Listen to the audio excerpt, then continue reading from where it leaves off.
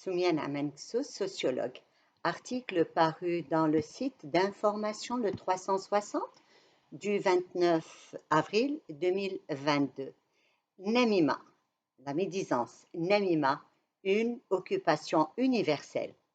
Socrate, connu par sa sagesse, reçoit un jour un homme qui lui dit « Sais-tu ce que je viens d'apprendre sur Diogène ?» Socrate lui demande d'utiliser 3 filtres. Le premier est celui de la vérité. Es-tu sûr que ce que tu vas me dire est la vérité? L'autre lui répond non, j'en ai entendu parler. Passons au filtre de la bonté. Ce que tu vas me dire est-il bon? Non, au contraire. Socrate répond, tu veux me dire au sujet de Diogène quelque chose de mauvais alors que tu ne sais même pas si c'est vrai. Alors, passons au filtre de l'utilité. Ce que tu vas me dire, est-il utile? M'est-il utile? L'autre répond non.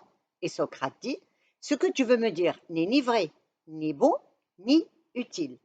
Je préfère ne pas le savoir et je te conseille à toi de l'oublier.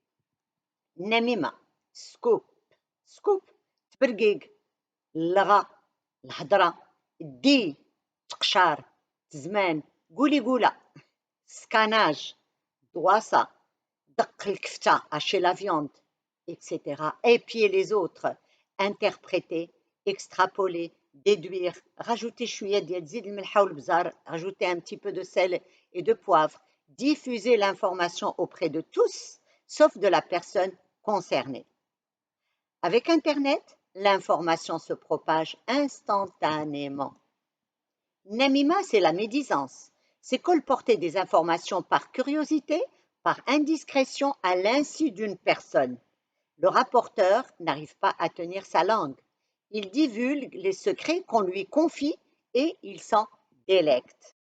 Il colporte des paroles entre les gens, les ornant de mensonges pour créer la discorde par méchanceté. Namima devient alors calomnie. La calomnie, c'est imputer à une personne un fait pour entacher sa réputation, son honneur, l'exposer au mépris public sans aucune preuve. La divulgation est le fait de faire circuler des informations vraies pour nuire à une personne. La diffamation est l'imputation d'accusations portant atteinte à l'honneur, sans preuve. Les lois fixent des sanctions pénales allant jusqu'à 5 ans d'emprisonnement. Le Coran condamne l'anonymat. Il est dit dans la Sourate 49, verset 12, « Et n'espionnez pas, et ne médisez pas les uns des autres. » Le prophète, Sayyidina Mohammed, lui, il dit, « Celui qui croit en Dieu et au jour dernier, qu'il dise du bien ou qu'il se taise. » Qu'il dise du bien ou qu'il se taise. Ceux qui médisent cherchent à nuire à une personne à travers son corps, sa mentalité, ses comportements, ses habits, sa famille, ses idées, son travail, son intégrité, etc. Médire, c'est avoir de l'intérêt pour les autres, au détriment de soi, de sa famille, de perdre du temps et de l'énergie pour collecter et diffuser les ragots. L'oisiveté, l'oisiveté favorise Namima. Lorsque les femmes ne travaillaient pas, elles avaient tous les loisirs d'échanger les ragots. Zina nous dit, nous n'avions ni télévision, ni ordinateur avec Internet, ni téléphone, enfermées, ignorantes. De quoi voulais-tu que je parle? De la médecine et de la politique? Dans les cafés, chez nous, Namima occupe le temps des hommes oisifs.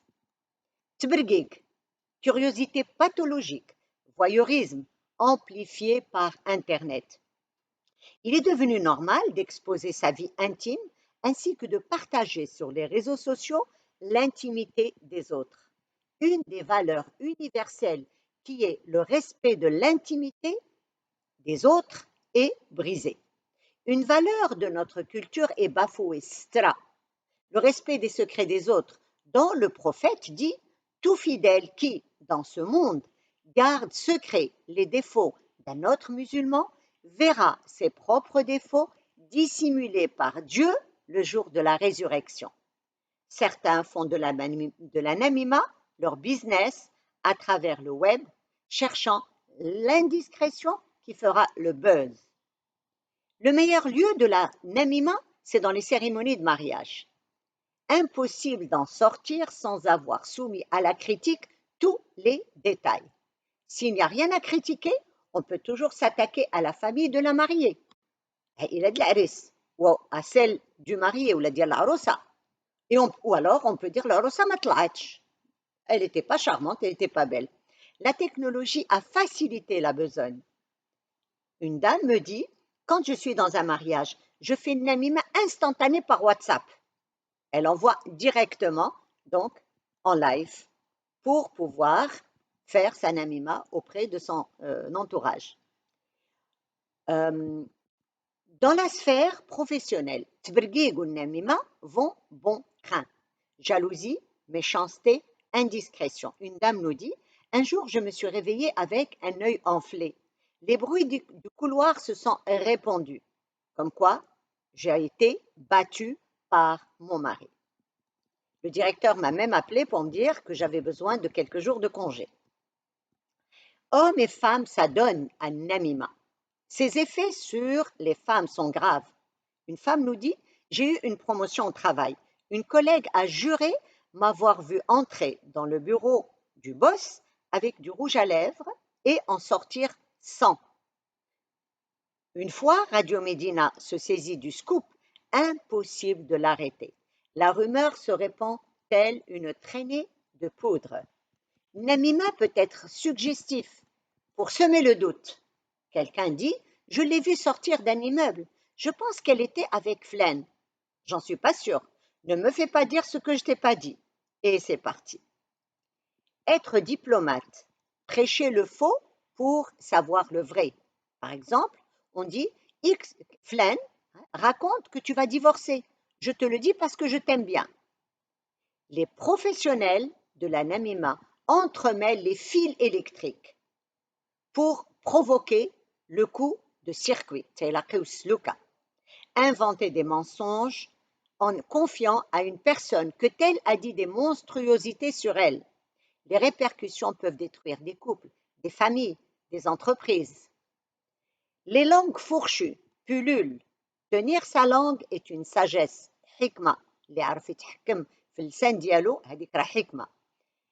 Difficile dans une société qui dit que dans la langue, il n'y a pas d'os. Namima ne nous concerne que nous autres Marocains? Est-ce réel que la namima ne concerne que les Marocains? Non, elle est universelle. Les Américains la nomment gossip et en ont même fait une série télévisée. Comme quoi, je vous remercie.